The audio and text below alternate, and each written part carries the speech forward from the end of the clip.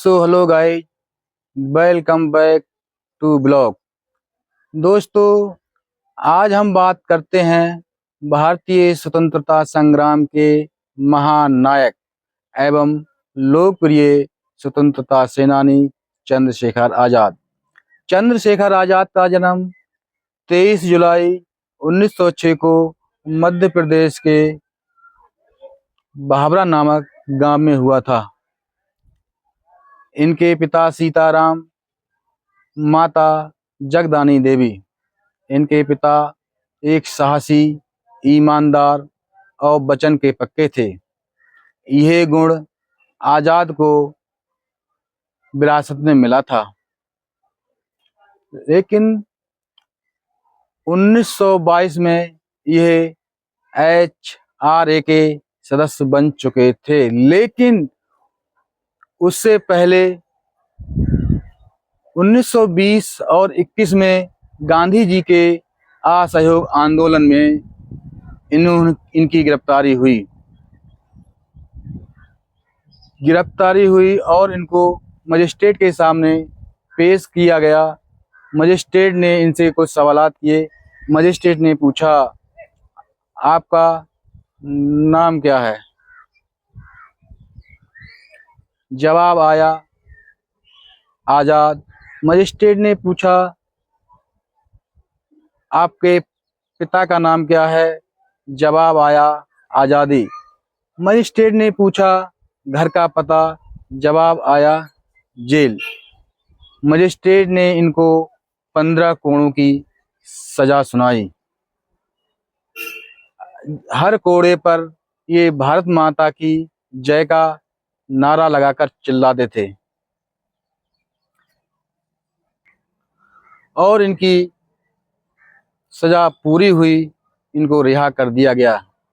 लेकिन 1925 का अंत होते होते काकोरी के लगभग सभी अभियुक्त गिरफ्तार हो चुके थे, सिवाय चंद्रशेखर आजाद और सुंदरलाल को छोड़कर। उस समय इनके साथी इनको नाम लेने की बजाय नंबर 1 एंड नंबर 2 कर बुलाया करते थे।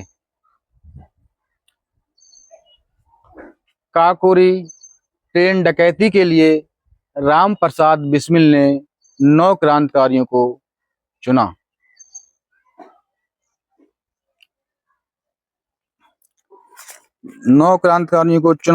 नंबर 1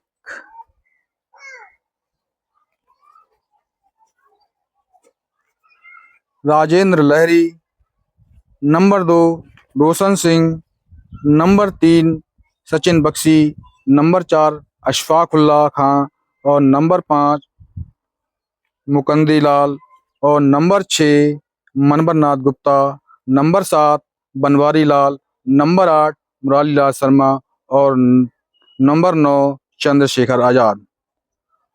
लूट के बाद आजाद को गठरी में बंधी रकम को लखनऊ जाने की जिम्मेदारी दी गई। मनवर नाथ ने अपनी किताब आधी रात की तिथि में लिखा था, गोमती नदी के किनारे घंटों चलते रहे, तब लखनऊ शहर में दाखिल हुए थे और चौक पहुंचने से पहले आजाद ने गठरी को बिस्मिल के पास पहुंचा दी थी। वो लिखते हैं, मुझे और आजाद को लखनऊ शहर की खास जानकारी नहीं थी। हमें ये भी अंदाजा नहीं था हमें कहाँ जाना है, और आजाद ने हमें सलाह दी, क्यों ना हम एक पार्क में सो जाएं। उस जमाने में बेघर लोग अक्सर पार्क में सो जाया करते थे।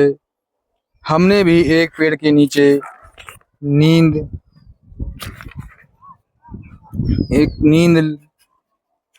लेने की एक पेड़ के नीचे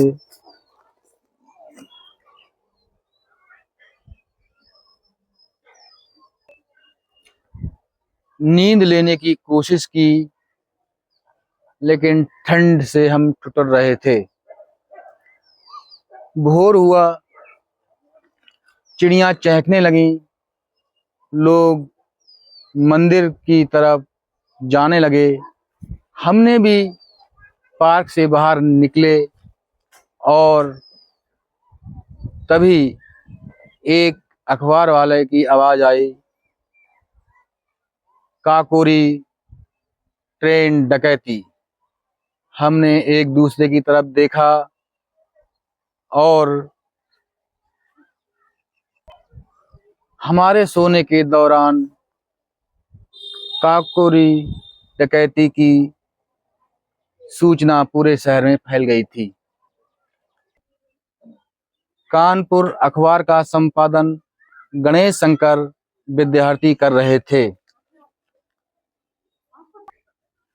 उन्होंने क्रांतिकारियों की तारीफ करते हुए सुर्खी लगाई कि भारत के 9 रत्न गिरफ्तार, आजाद को छोड़कर। पुलिस की नजरों से बचते हुए वो बनारस पहुंच गए थे। पुलिस उनका पीछा कर रही थी, लेकिन वो भी लुका छुपी का खेल खेलते हुए बनारस पहुंच गए और हर बार की तरह वो बचकर निकल ही गए। इन सब के पकड़े जाने के बाद संगठन की चलाने की जिम्मेदारी आज़ाद को दी गई।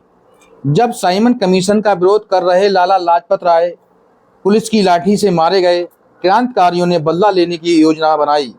योजना बनी कि भगत सिंह सैंडर्स पर गोली चलाएंगे, राजगुरु स्टैंड बाई में रहेंगे। अगर हमले के बाद कोई भी इनका पीछा करता है तो आज़ाद निपटेंगे। जैसे ही सैंडर्स अपने आवाज़ से अपने अंगरक्षक के साथ मोटरसाइकिल से बाहर आए, राजगुरु ने गोली दाग दी और वह गिर पड़ा। अगले ही क्षण भगत सिंह ने 4 से 6 गोलियां दाग कर ठंडा कर दिया। अंगरक्षक ने पीछा किया तो आज़ाद ने मार गिराया। कुछ ही दूरी पर साइकिलें उनका इंतजार कर रही थीं। राजगुरु साइकिल के डंडे पर बैठे और नाभा हाउस पहुंचे। उन्होंने तय किया सेंट्रल असेंबली में बम फेंकने या फेंकेंगे। आज़ाद ये काम खुद करना चाहते थे और साथ ही कोई भी तैयार नहीं हुआ। इसके बाद भगत सिंह ने ये जिम्मेदारी उठाने की पेशकश की। चंद्रशेखर उसके सख्त खिलाफ थे। सेंट्रल कमेटी की बैठक हुई। भगत सिंह ने यह काम करने को सबको मना किया। इस काम में उनका साथ देने के लिए बाबू बटकेश्वर दत्त को चुना गया। बाबू कृष्णमूर्ति लिखते हैं, जिस दिन भगत सिंह को असेंबली में बम फेंकना था, आज़ाद, भगवती चरण, सुखदेव और बैसन पायल भी असेंबली के अंदर पहुंच गए। प्रश्नकाल शुरू हुआ। आज़ाद खड़े हो गए। भगत सिंह दत्त उनकी तरफ देखा। आज़ाद ने हाथ के इशारे से उनसे विदा ली और संकेत दिया वो अपना काम जारी रखेंगे। जैसे ही जॉर्ज सुस ने खड़े होकर बोलना शुरू किया, भगत सिंह ने बम फेंका। बम की जोरदार आवाज और गहरे धुएं के बीच भगत सिंह बटकेश्वर दत्त ने नारा लगाया, इंकलाब जिंदाबाद, इंकलाब जिंदाबाद। और चार जिंदाबाद के नारे लगने लगे और सदन में भगदड़ मचने लगी। चंद्रशेखर दिल्ली से झांसी के लिए रवाना हो गए। शिव वर्मा अपनी किताब में लिखते हैं, चंद्रशेखर वक्त के तगाजे के अनुसार कपड़े पहनते थे। कभी कभी धोती कमीज और कभी बंडी धारण करते थे। लोग उन्हें अमीर व्यापारी समझते थे, जो कभी कभी कुली का वेश धारण करते थे। तब वह अपने सिर पर लाल कपड़ा बांधते थे और पुराने कपड़े पहनते थे, जिसमें से पसीने की बू आती थी। उनकी दहनी बाह में पीतल का एक बिल्ला इतना वास्तविक लगता था, कई बार लोग उनसे अपना सामान उठाने के लिए कहते थे।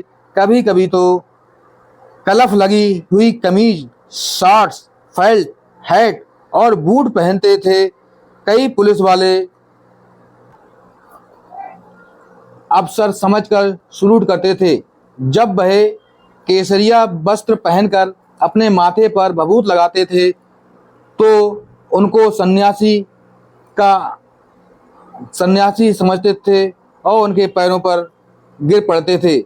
आज़ाद हमेशा धोती कुर्ता ही पहनते थे, लेकिन उसके ऊपर कोटी पहनते थे ताकि उसको नीचे अपनी पिस्टन आसानी से छिपा सकें।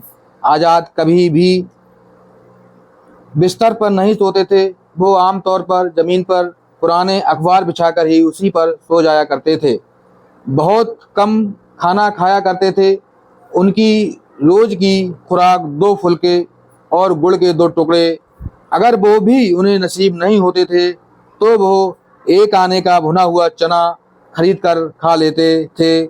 लेकिन जब उन्हें आराम से खाने का मौका मिलता था तो अच्छे भोजन का आनंद भी ले लेते थे। आज़ाद को खिचड़ी बहुत पसंद थी। चंद्रशेखर आज़ाद का निशाना बहुत ही अचूक था। बचपन में भील बच्चों के साथ तीर कमान चलाने के काफ़ी अभ्यास किया। जब क्रांतिकारी बनने के बाद उन्होंने पिस्टल रखना स्टार्ट कर दिया। चंद्रशेखर के निशाने की तारीफ उनके विरोधी भी किया करते थे। उनके समय के उत्तर प्रदेश के आईजी रहे हॉलेंस ने मैन ओनली पत्रिका में अक्टूबर 1958 के अंत में लिखा था, आज़ाद की पहली ही गोली नॉट भाबर के कंधे में लगी। पुलिस इंस्पेक्टर विश्वेश्वर सिंह आज़ाद पर गोली चलाने के फेर में एक पेड़ के पीछे छिपे हुए थे। तब तक आज़ाद 2 या 3 गोली लग चुकी थीं, लेकिन तब भी उन्हें विश्वेश्वर के सिर का निशाना लगाया और वो गोली निशाने पर लगी। उस गोली ने विश्वेश्वर का जबड़ा तोड़ दिया। आज़ाद के जीवन की आखिरी मगर जीवन की सबसे बड़ी लड़ाई थी। आज़ाद से बड़ा निशानेबाज अपनी ज़िंदगी में नहीं देखा। आज़ाद के मरने के बाद भी नॉट पावर को उनके पास जाने की हिम्मत नहीं पड़ी। उन्होंने अपने सिपाही को भेज दिया। जब तक इलाहाबाद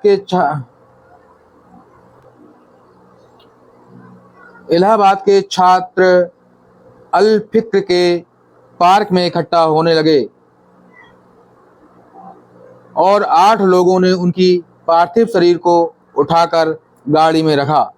आज़ाद की जेब में उस समय 448 रुपया पाए गए। जैसे ही राजभर परसोत्तम दास टंडन को इसका पता चला, उन्होंने अनुरोध किया कि उनके शव को हमारे हवाले कर दिया जाए, लेकिन पुलिस ने इस अनुरोध को ठुकरा दिया। जब तक बनारस से आए आज़ाद के संबंधी शिव विनायक मिश्र रसूलाबाद घाट पहुंचे तो आधा शव जल चुका था। उन्होंने दोबारा आज़ाद की चिता को मुख अग्नि दी। इस समय कमला नेहरू अपनी 13 वर्ष की बेटी इंदिरा नेहरू और परसोत्तम टंडन के साथ वहां पहुंच गए। विश्वनाथ रेशम पायल अपनी किताब अमर शहीद में लिखते हैं,